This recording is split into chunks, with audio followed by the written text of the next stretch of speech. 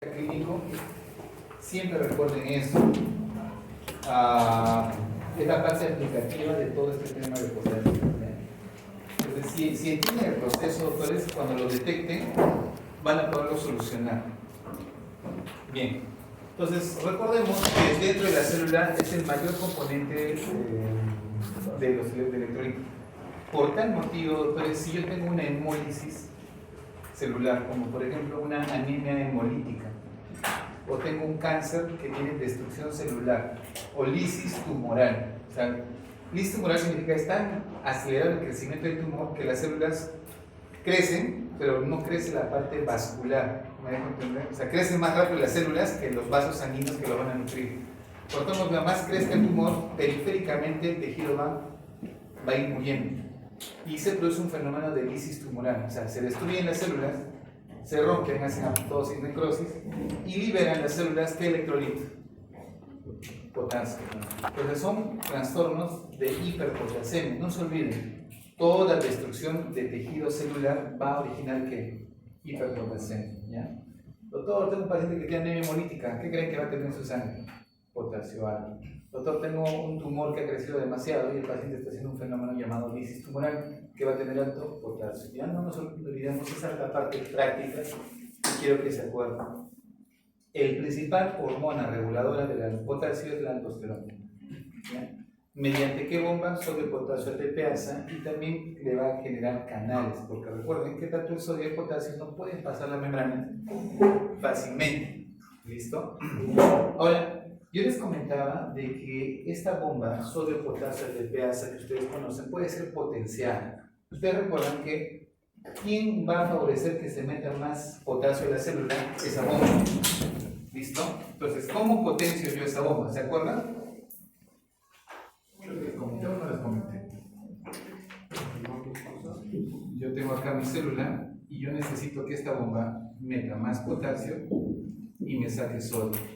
Necesito que meta más potasio, lamentablemente porque tengo mucho potasio afuera. Entonces tengo que meterlo. ¿Qué elementos potencian esta bomba? Uno, vamos. Insulina. ¿Cuál era la otra? Insulina.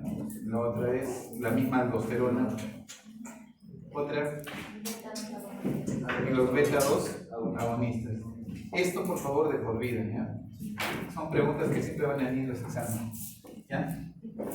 Por tal motivo, acá le agregamos otro elemento, ¿ya? Algo bien interesante.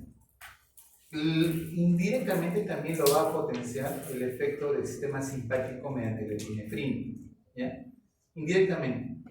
Pero recuerden que cuando un paciente, por ejemplo, tiene niveles altos de potasio, tú dices, yo le voy a poner insulina. Sí, pero lo interesante es que el organismo tiene un fenómeno de regulación que cuando yo tengo niveles altos de potasio, ¿ya? O una hiperpotasemia, ¿qué va a aumentar mi páncreas? Secreción de insulina y también de epinefrina, como un mecanismo de rescate. O sea, lo mismo. Necesito insulina para potenciar mi bomba y meter ese potasio en exceso que está extracelular, meterlo intracelular y tal vez controlar el potasio extracelular, que recuerden que el rango va de el potasio extracelular o plasmático de 3.5 a 5.5. ¿Ya? Ese es un dato que siempre les van a preguntar. La concentración de potasio plasmático va de 3.5 a 5.5 miliequivalentes por litro. ¿Ya? ¿Listo? Entonces, lo curioso pues, es que es poquito, pero en la célula yo puedo llegar hasta 150 miliequivalentes, o sea, es extremadamente alto. En el extracelular, basta que yo llegue a 6, doctores, ya hago arritmias. Basta que yo baje menos de 2, ya hago arritmias. O sea, miren esa diferencia de proporción. Pero en la célula, si yo bajo a 145 o subo a 155, la célula no se va a afectar. Por tal motivo, la célula tiene esa capacidad de almacenar potasio. ¿Ya? Tiene esa capacidad. No se va a alterar.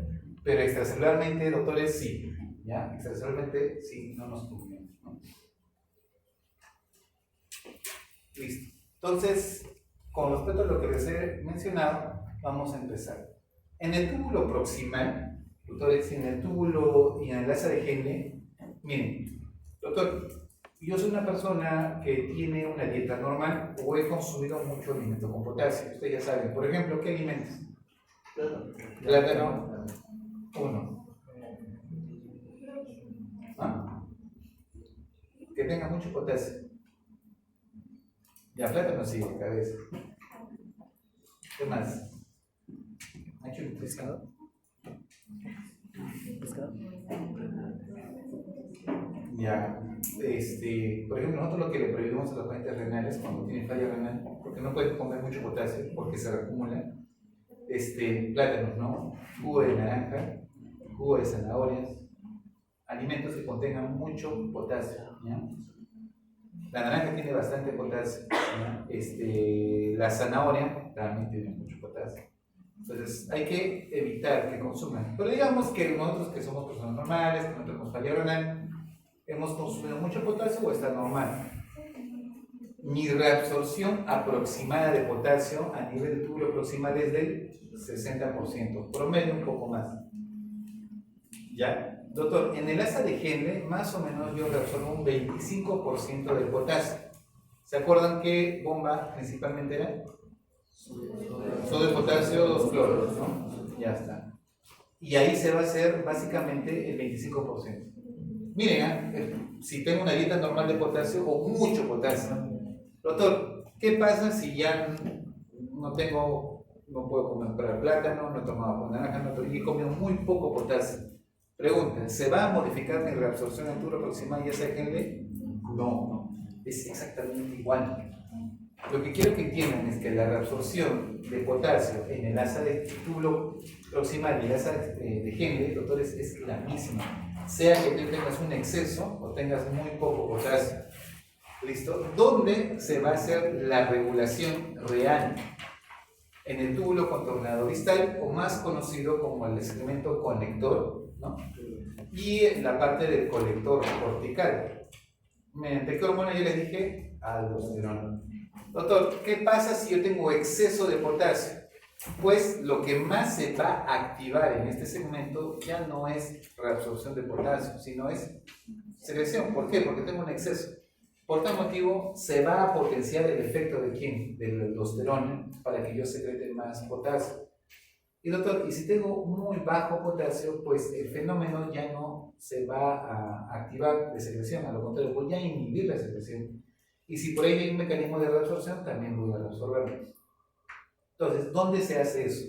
En la parte final. Entonces, yo tengo dos segmentos, uno de la regulación, básicamente permanente, una regulación estandarizada, que no va a cambiar, y tengo una regulación fina, ¿ya? No se olviden. Ese es el punto de partida del manejo de la hiperpotasemia o de la hipopotasemia, ¿ya? Entonces, a nivel del túbulo proximal, es un proceso que ocurre pasivamente. Y observemos, básicamente, la reducción activa de sodio va acompañado de potasio. Ustedes saben que esta bomba, ¿qué es lo que va a hacer? Básicamente, por ejemplo, si yo reabsorbo sodio, listo, yo reabsorbo sodio, por cargas de diferencia, es de que yo voy a hacer también que se reabsorba agua, y por ende también voy a reabsorber potasio, ¿ya? Entonces, hay una proporción de reabsorción, me refiero, ¿ya? Hay una proporción de reabsorción a ese nivel. Ahora, esta gradiente que se está generando de voltaje favorece, ya que acá en el interior se genera una carga más negativa y acá una carga más positiva, y recuerden que lo negativo atrae más al potasio. Pero no solamente es el único fenómeno. ¿Se acuerdan que les mencionaba que conforme pasa el agua, recuerden que el sodio es el principal regulador de la osmolaridad, ¿no? 2 veces el sodio más la glucosa sobre 18. Pero, doctores, quiero que hagan una cosa: a más sodio yo reabsorba, menos solutos va a tener la luz tubular, y a menos solutos tenga, el agua va a ir, ¿recuerdan? Del lugar de menor concentración al lugar de mayor concentración. El agua se va a movilizar por vía paracelular y se va a dar el fenómeno del potasio también por vía de transporte por arrastre. ¿Ya? Ese es el otro mecanismo por el cual el potasio va ingresando. Uno es por voltaje y el otro es por arrastre. ¿Listo? Muy bien. Ahora, es importante también que recordemos que la reducción neta de potasio en el túbulo proximal es independiente de la cantidad ingerida y de la excreción de potasio. ¿Listo? O sea, así he ingerido mucho o poco, el proximal reabsorbe lo mismo, aproximadamente un 60%. Bueno, pero esto se puede modificar. Por ejemplo, ¿qué pasaría con el potasio en los pacientes que son diabéticos? A ver, deduzcan. ¿Qué pasaría en su sangre de los pacientes que tienen diabetes? ¿Deficiencia o potasio elevado? En sangre. Deficiencia. ¿Por qué motivo? Ya, si es que usa insulina. ¿Qué pasa si usa metformina? No es insulina. ¿Cómo es la diuresis de un paciente diabético? ¿Es alta o es baja? Es alta. Orinan mucho. Orinan cada noche, cada rato en la noche, porque a mayor osmolaridad, mayor diuresis osmótica van a tener. ¿Se acuerdan, no? Diuresis osmótica y diuresis acuosa. Y en este caso hablamos de la diuresis osmótica. Entonces orinan bastante. Y hay un concepto que tienen que grabar en su mente desde partir de ahora. Y eso le voy a ir mucho en la parte clínica. Todo paciente que orina mucho pierde potasio. Todo paciente que orina mucho pierde potasio. ¿Los diabéticos orinan bastante? Sí. ¿Se deshidratan? Sí. Por tal motivo también pierden potasio. Doctor, si yo uso un diurético para que mi paciente básicamente orine mucho, ¿va a perder potasio? Sí. Recuerden eso, todo paciente que supera su volumen normal va a perder potasio. ¿Ya? Entonces, la reabsorción de potasio en el túbulo proximal depende de la reabsorción de agua. Cualquier sustancia que interfiera con la reabsorción de esta disminuirá también la reabsorción de potasio. Y eso es correcto. Porque si yo tengo mucha glucosa, ¿listo? Y yo tengo un umbral de reabsorción, ¿se acuerdan? Un tope. El exceso de glucosa va a tener que ser orinado. Y eso aumenta ¿qué? La osmolaridad de la orina. Y el agua ya no va a salir. ¿Por qué? Porque hemos recordado que acá yo les decía que el agua solamente sale si hay menor osmolaridad a un lugar de mayor osmolaridad. Pero si se ha quedado la glucosa aquí y hay mucha glucosa, ¿ustedes creen que el agua va a querer irse de aquí para acá? No, se va a quedar acá y va a llegar mucho más volumen de orina a nivel de los túbulos. Por tal motivo, la persona va a orinar mucho más. ¿Listo? Y eso origina, autores, que el paciente no reabsorba la misma cantidad de potasio. Y por tal motivo va a perder mucho más potasio. ¿Ya? No se olviden eso, autores. Ese concepto es claro. Les va a pasar. Cuando le inicien un diurético a sus pacientes cuando han sido internados, van a darse cuenta cómo su potasio va bajando. Y va a pasar un fenómeno que no se dan cuenta muchos médicos, que el paciente comienza a estreñirse. ¿Ya? Entonces su paciente dice, doctor, no puedo defecar. ¿Qué es lo que le dan? Lactulosa, le dan Sirelax. Doctor, no me ayuda, sigo, me duele, me adorno, no puedo defecar. ¿Cuántos días? Llevo 4 días. Ya, enema, ya, le ponen enema al pobre paciente. Doctor, nada, no puedo. Y alguien se acuerda recién y dice, pero vamos sin ser diuréticos. A ver, vamos a controlar su potasio y su potasio en 2. Cuando el potasio baja, hemos dicho problema de conducción, que se ha paralizado su intestino por deficiencia de potasio. Por tal motivo, en el momento que hagan la hidratación de este paciente, ¿qué tienen que incrementar? Sus concentraciones de potasio en la hidratación para que no baje tanto.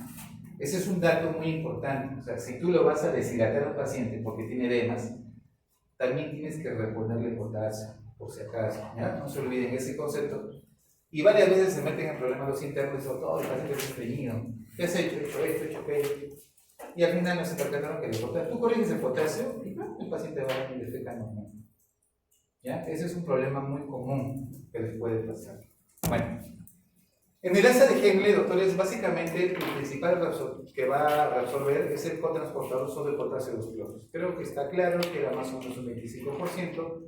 Y Recuerden que esta reabsorción neta de potasio en esta zona del asa de Henle es independiente de la ingesta de potasio. ¿Ya? Hemos dicho que no se modifican, se reabsorben ese 25% y por tal motivo no requiere un control. Eso se va a dar sí o sí. ¿Ya?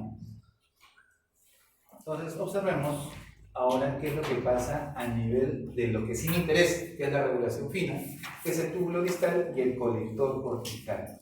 Entonces, ahí, básicamente, doctores, yo dependo de esta hormona, perdón, de este transporte activo que es sodio-potasio TPase, ¿ya? Que mediante canales que se van a presentar, miren, yo tengo mi bomba sodio-potasio TPase y mis canales de sodio y potasio, gracias a estos canales que son estimulados por la aldosterona, yo voy a poder reabsorber o secretar electrolitos, como en este caso reabsorbo sodio y secreto potasio, ¿no? Miren, secreto potasio, baja mi nivel de potasio en la célula porque lo estoy secretando, pero felizmente mi bomba sodio-potasio TPase va a seguir metiendo más potasio, ¿ya? Muy bien, ahora si ustedes se percatan, las cargas negativas siempre van a estar presentes. Por ejemplo, en este caso, estamos hablando del túbulo distal final, que es el colector, y el túbulo colector, tienden a haber más cargas negativas en la parte de la luz, ¿ya? Porque recuerden, ¿qué es lo que hemos reabsorbido? Hemos reabsorbido sodio y cloro, y hemos reabsorbido potasio, cargas positivas. En el túbulo distal, ¿qué más hemos reabsorbido? Al inicio del distal, sodio y cloro. Entonces vamos reabsorbiendo tanto cargas positivas como negativas, pero normalmente la pérdida es más de cargas positivas, por eso es que hay una cierta diferencia de potencial en cargas, ¿ya? Bueno, la idea es de que se va reabsorbiendo y de esa manera, doctores, nosotros vamos regulando mediante la aldosterona. Muy bien, entonces para finalizar esta parte, el transporte de potasio en esta zona básicamente depende de dos factores: la ingesta de potasio y la aldosterona, ¿ya? Si tu aldosterona no funciona, pues tendrás que regular tu ingesta de potasio. ¿Listo? En la ingesta de potasio, observen lo siguiente: las dietas con alto contenido de potasio producen un aumento en la concentración plasmática. Y por tal motivo tengo dos mecanismos que se van a activar, principalmente la angiotensina, la secreción de aldosterona mediante la hiperpotasemia directamente a la glándula suprarrenal. ¿Se acuerdan? Hay dos mecanismos que estimulan la secreción de aldosterona. ¿Cuáles son? Incremento de potasio y angiotensina 2. ¿Ya? Eso que quede bien grabado. Entonces, acá viene el primer mecanismo. Si yo consumo mucho potasio, no sé, se han comido un jugo de naranja, de ahí, uva también tiene potasio, y de ahí alguien les invitó zanahoria para que tenga buena vista. Doctor, ¿era angiotensina 2 dijo que el incremento de aldosterona? Sí, angiotensina 2, pero que van como estímulo directo a la glándula suprarrenal para la secreción de aldosterona. Tienen dos mecanismos. Ya tienen la hiperpotasemia y tienen la angiotensina 2. Entonces, ¿qué pasa si ustedes han consumido jugo de naranja, les han dado zanahoria y de repente pues comieron plátano? Sus niveles de potasio son altos, son bastante elevados. Pero esto va a tener que ser regulado, ¿no? Entonces, tu túbulo distal va a tener que ser un fenómeno, ya no va a tener que básicamente reabsorber en cantidad, sino va a tener que secretar. ¿Listo? Tu bomba sodio-potasio se tiene que potenciar. Y por tal motivo, yo tengo que mejorar y eliminar ese exceso, básicamente, de potasio. Entonces, si tengo mucho potasio, mi bomba, mi eliminación a nivel, principalmente de las células principales, a nivel del túbulo colector y a nivel de la parte final del túbulo distal, van a secretar potasio. ¿Listo? Entonces, ¿quién se va a encargar de eso? Aldosterona. Y la aldosterona, hemos dicho que basta que yo tenga variaciones más o menos de un equivalente o menos. ¿Puede haber alteraciones en secreción de aldosterona? Sí. Hablando de potasio, por si acaso. ¿Ya? Si el potasio, por ejemplo, yo tengo un potasio de, 5.5. ¿Está en rango normal? Sí. Doctor, tengo un potasio de 6.5. Ya se va a estimular la secreción. Doctor, mi potasio normalmente era 4.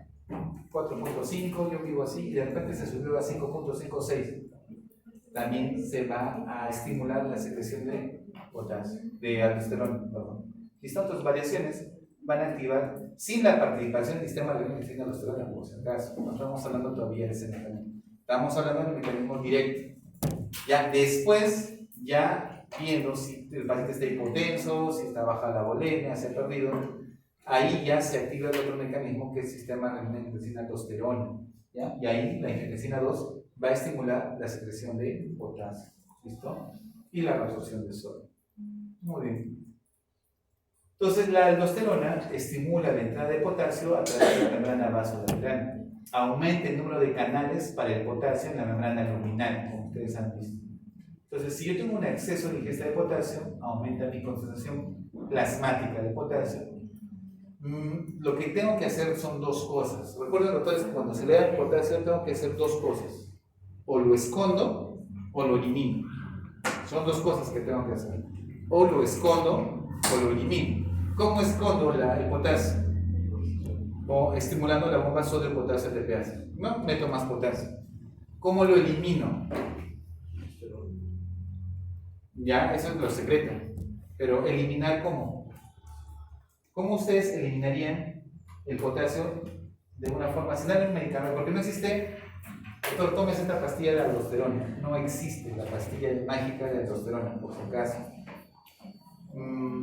¿Cómo eliminarían el potasio? El sistema renal de aldosterona, ya. Pero recuerda, doctor, que eso se activa cuando tienes déficit de volemia y volumen. En caso de usted, doctor, así como está ahorita, yo quiero que bote más potasio. ¿Qué tendría que hacer? Ya les expliqué al comienzo. ¿Qué es lo que sucede? Lo que están haciendo ustedes ahorita. Todos los que están tomando agua, ¿cuántas veces están orinando al día? Por lo menos unas 4 o 5 veces.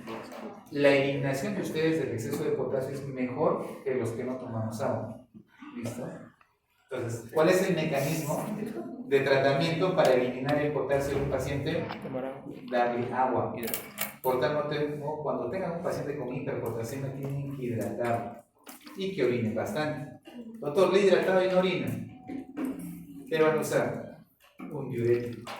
Y le meto un diurético y va a orinar. De esa manera, doctores, yo estoy eliminando el potasio, no escondiéndolo. Recuerden, doctores, que yo puedo esconder el potasio, mas no se está eliminando. Y no hay que confiarse, tiene que orinar. ¿Ya? Entonces, muy bien. Si yo tengo una elevada, ¿puedo captar potasio en la célula? Sí, y eso se llama esconderlo. Lo meto a la célula que está escondido. Y sí, he bajado la concentración, pero a costa de que lo escondí. Pero ahora yo voy a secretar aldosterona porque sí, pues potasio elevado estimula la glándula suprarrenal a que yo secrete aldosterona. Por tal motivo voy a comenzar a secretar más potasio. Pero para ayudar a esta secreción de potasio, yo necesito que aumentar la volemia del paciente para que orine más. Y el paciente, al orinar mucho más, ¿se acuerdan que les dije? Toda persona que orina mucho pierde potasio. Y de esa manera eliminamos el potasio. ¿Se imaginan que se active mi aldosterona, pero el paciente esté un poco deshidratado y no tenga mucho volumen? La orina que va a tener va a salir muy concentrada. O sea, sufre el riñón en eliminar el potasio. ¿Ya? Entonces, no se olviden. ¿Cuál sería el tratamiento de un paciente con hiperpotasemia? ¿Podemos poner insulina? Sí, podría ser. ¿Nebulizarlo con salbutamol? Sí, también. ¿Podría ponerle diurético e hidratarlo? Sí, también. ¿Me dejo entender? O sea, ustedes ya pueden crear su esquema de tratamiento cuando hagamos terapia. Bueno, acá básicamente otro fenómeno que va a ayudar mucho, y es a lo que me refería. Vamos a aumentar la velocidad de flujo de líquido tubular. A más yo filtre, a más yo orine, porque ustedes están tomando más agua, van a orinar mucho más, tienen más flujo de orina, más eliminación de potasio voy a tener. Lo mismo que les he explicado hace rato. ¿Ya? A más tú orines, más potasio vas a eliminar. Y ustedes, miren, a una alta velocidad, a más orines, eliminas más potasio. Pero si tú vas a orinar muy poco, miren, el potasio está ahí porque no hay mucha orina. ¿Cómo mueves ese potasio que has secretado? Necesitas más volumen de orina. Entonces, el éxito de eliminar el potasio es que tengas un alto flujo de orina. Y es la única manera de conseguirlo es que tomes agua. ¿Listo? La única manera de conseguirlo es que tomes agua. Factores que aumentan la velocidad del flujo de líquido tubular. Pues, oh sorpresa, si yo consumo mucho sodio, voy a aumentar mi flujo urinario. ¿Listo?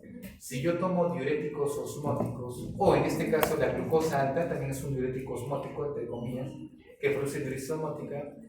Por ejemplo, otro diurético osmótico es el manitol. ¿Han escuchado el manitol? ¿Le suena el manitol?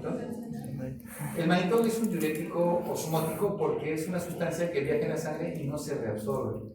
O sea, una vez que lo filtras, se queda en la luz tubular y no se reabsorbe, y lo orinas.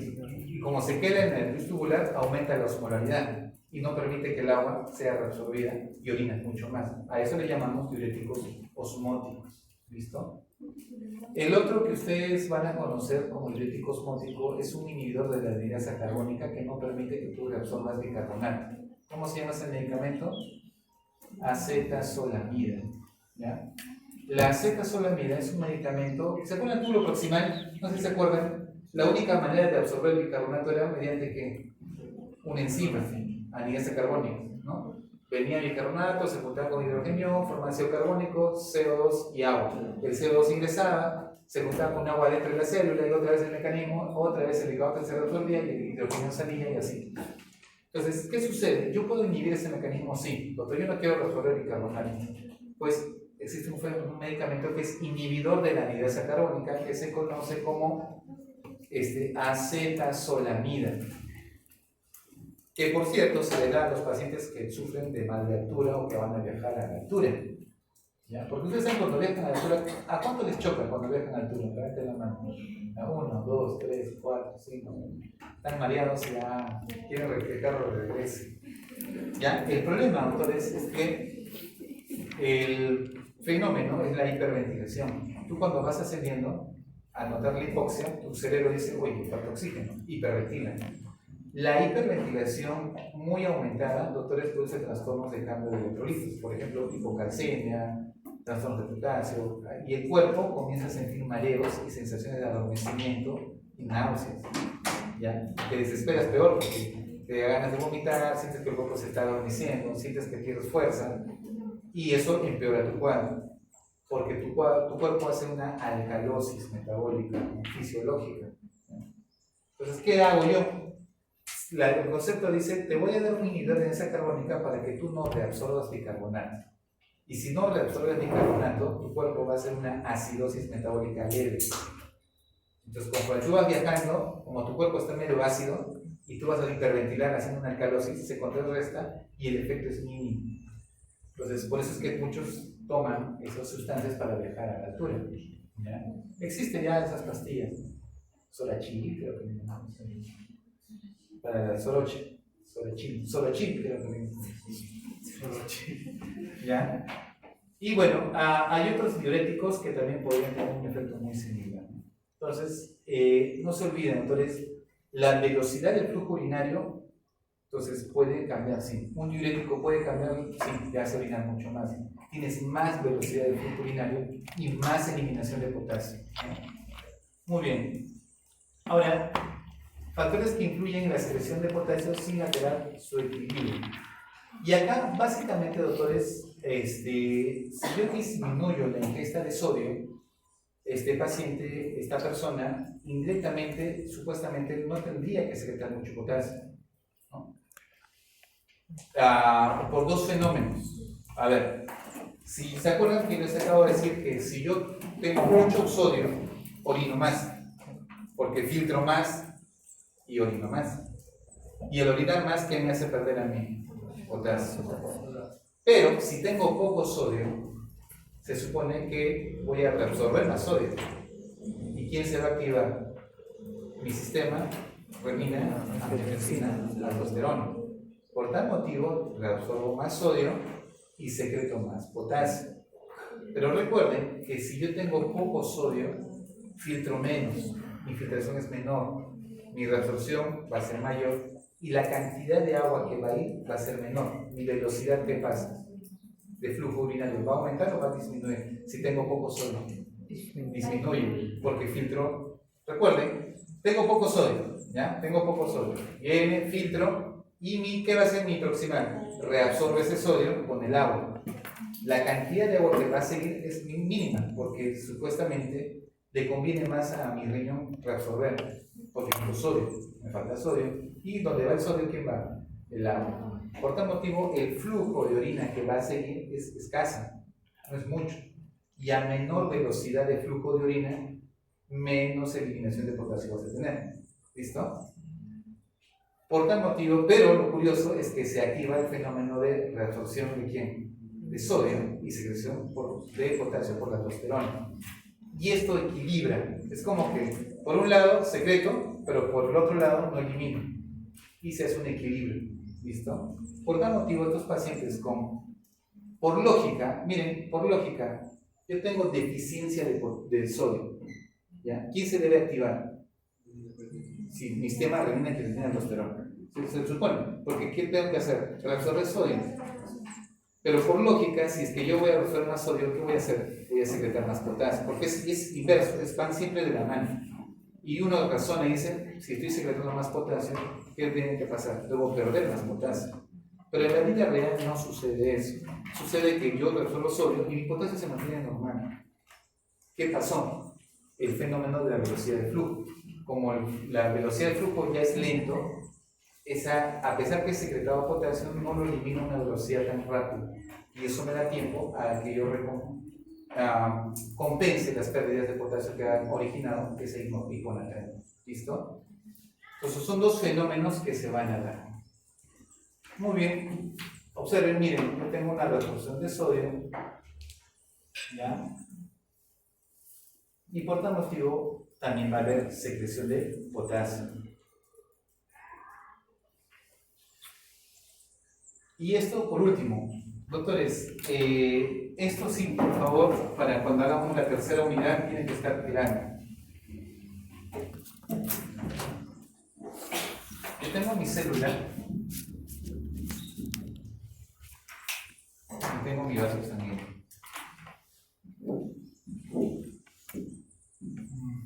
Ya. Hay dos cosas que tienen que recordar. Mi pH modifica las concentraciones de potasio. Esto, recuerden, el tipo de pH que yo tenga modifica mis concentraciones de potasio. Por ejemplo, si yo tengo un pH muy ácido, ¿qué significa? Yo tengo mucho hidrogenión, ¿ya? pH ácido, tengo mucho hidrogenión. Tan ácido está mi sangre que tengo una acidemia, ¿listo? Tengo una acidemia.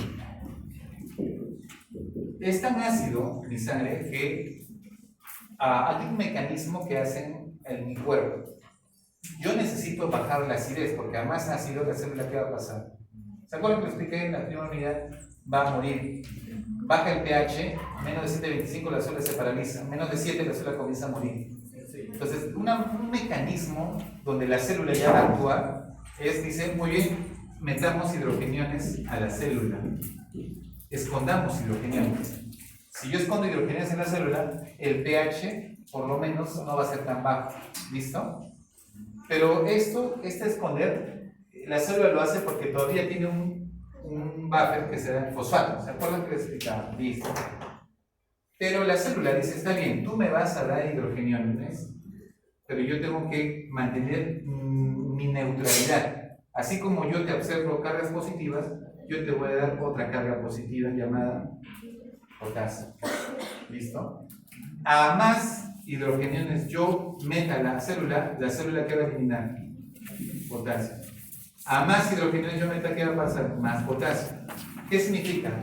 En una acidemia, ¿qué va a pasar con el potasio en la sangre? ¿Aumenta o disminuye? Aumenta.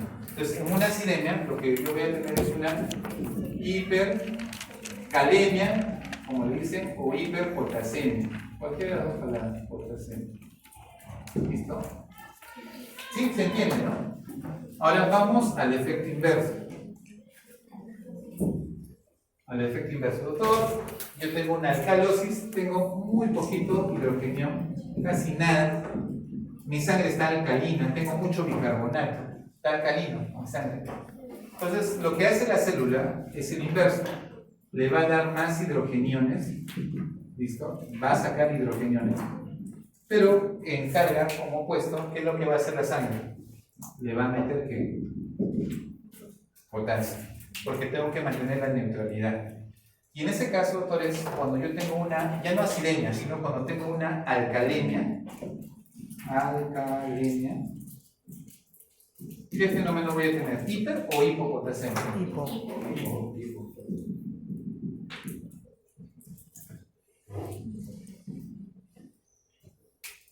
Ahora, recuerden lo siguiente, si un paciente les llega con acidosis o una acidemia y tiene el potasio alto, ¿qué es lo que tienen que hacer? Corregir la acidemia. ¿Y qué va a pasar con el potasio? Se normaliza. ¿Me dejo entender? Doctor, tengo un paciente con alcalemia y el potasio ha bajado. ¿Qué tengo que hacer? Corrijo la alcalemia y ¿qué va a pasar con el potasio? Se va a normalizar. ¿Ya? Entonces, es importante que recuerden estos dos fenómenos, ¿no? Tanto los trastornos ácido-bases les pueden originar tanto incremento del potasio en caso de acidemia o una hipopotasemia en caso de una alcalemia. Eso, por favor, doctores, tenganlo muy grabado, ¿ya? Entonces, si yo tengo aumento del potasio, de pH, perdón, comienzo yo básicamente a perder más potasio. Y me produce una hipopotasemia porque aumento el pH es alcalosis, una alcalemia. Muy bien. Entonces, no se olviden que estos fenómenos se van a dar a nivel renal. Bueno, esto es lo único que hemos tocado. Ya. Esto es lo que es potasio, doctores. ¿Ya? Esto es lo que es potasio, básicamente. Ahora vamos a la parte de